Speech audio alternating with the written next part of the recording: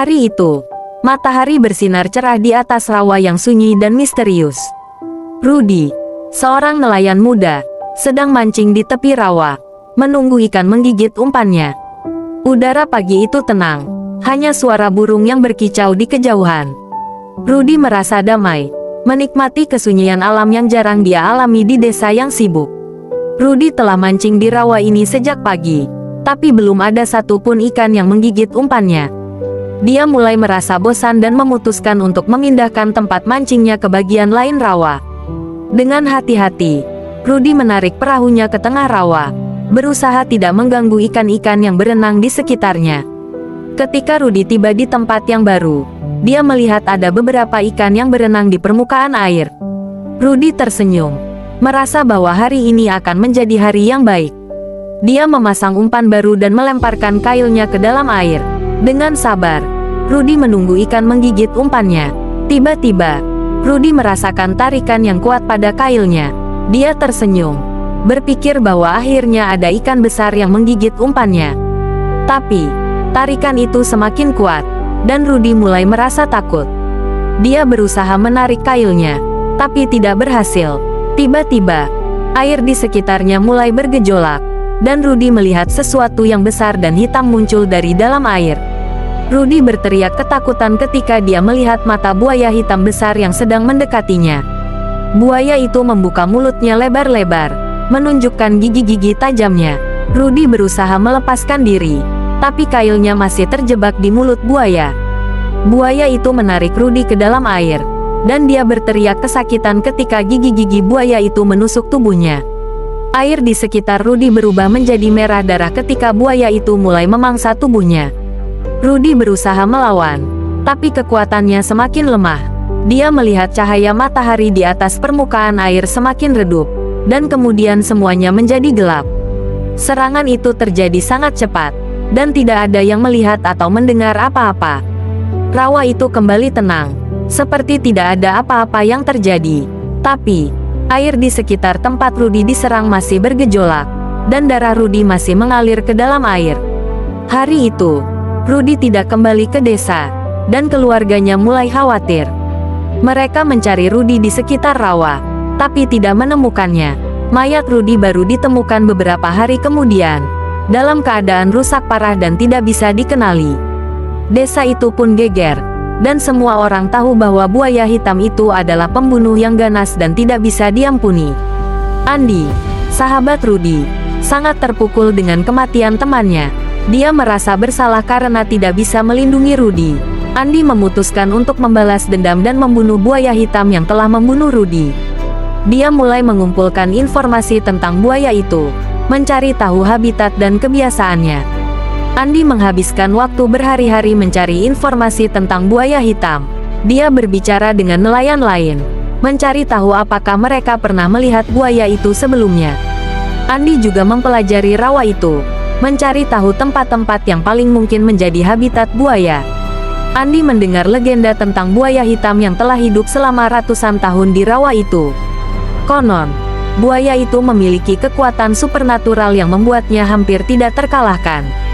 Andy tidak percaya pada legenda itu, tapi dia tidak bisa mengabaikan perasaan bahwa ada sesuatu yang tidak biasa tentang buaya itu. Andy memutuskan untuk mencari bantuan dari Nenek Siti, dukun desa yang terkenal dengan kemampuannya membaca tanda-tanda alam. Nenek Siti memberitahu Andy bahwa buaya hitam itu memang ganas dan akan terus memangsa manusia sampai dia puas. Andy mulai mengejar buaya hitam dengan menggunakan perahu dan peralatan mancing. Dia berhari-hari mencari buaya itu, tapi tidak berhasil menemukannya. Andy tidak menyerah. Dia yakin bahwa dia bisa membunuh buaya itu jika dia bisa menemukannya. Andy menghabiskan waktu berhari-hari di rawa, mencari tanda-tanda keberadaan buaya hitam. Dia mempelajari kebiasaan buaya itu, mencari tahu kapan dan di mana buaya itu paling mungkin muncul. Buaya hitam menyerang lagi. Kali ini memangsa seorang nelayan lain yang sedang memperbaiki jaringnya. Andy kembali terpukul dan semakin bertekad untuk membunuh buaya itu. Dia merasa bahwa dia tidak bisa membiarkan buaya itu terus memangsa manusia. Andy memutuskan untuk menggunakan umpan manusia untuk memancing buaya hitam. Dia tahu bahwa ini adalah rencana yang berisiko. Tapi dia yakin bahwa ini adalah satu-satunya cara untuk membunuh buaya itu. Nenek Siti memberitahu Andi bahwa buaya hitam itu memiliki kelemahan pada bagian belakang kepalanya.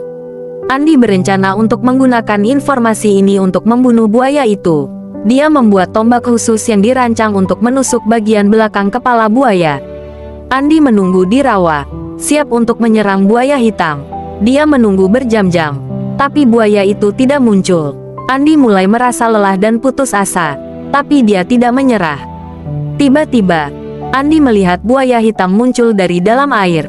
Dia siap untuk menyerang, tapi buaya itu lebih cepat dari yang dia duga. Buaya itu menyerang Andi, dan dia harus berjuang keras untuk menghindarinya. Andi menggunakan tombaknya untuk menusuk buaya itu, tapi buaya itu terlalu kuat. Andi terjatuh ke dalam air, dan buaya itu siap untuk membunuhnya. Tapi, Andi tidak menyerah. Dia menggunakan semua kekuatannya untuk menusuk bagian belakang kepala buaya itu dengan tombaknya. Buaya hitam itu akhirnya mati, dan Andi merasa puas karena telah membalas dendam atas kematian Rudy. Dia juga merasa lega karena buaya itu tidak akan pernah memangsa manusia lagi. Andi kembali ke desa sebagai pahlawan, dan semua orang menghormatinya.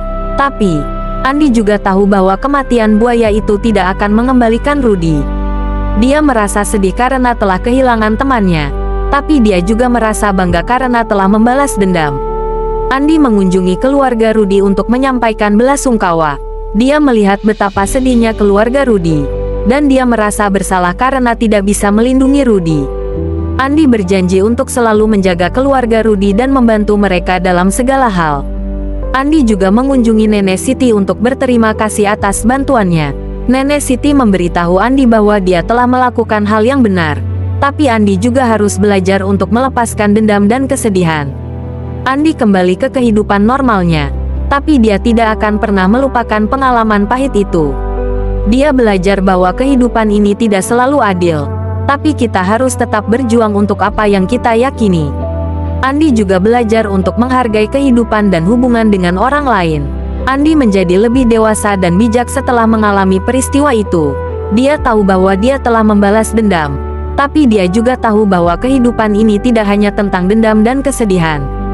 Andi siap untuk menghadapi masa depan dengan hati yang lebih ringan dan pikiran yang lebih jernih.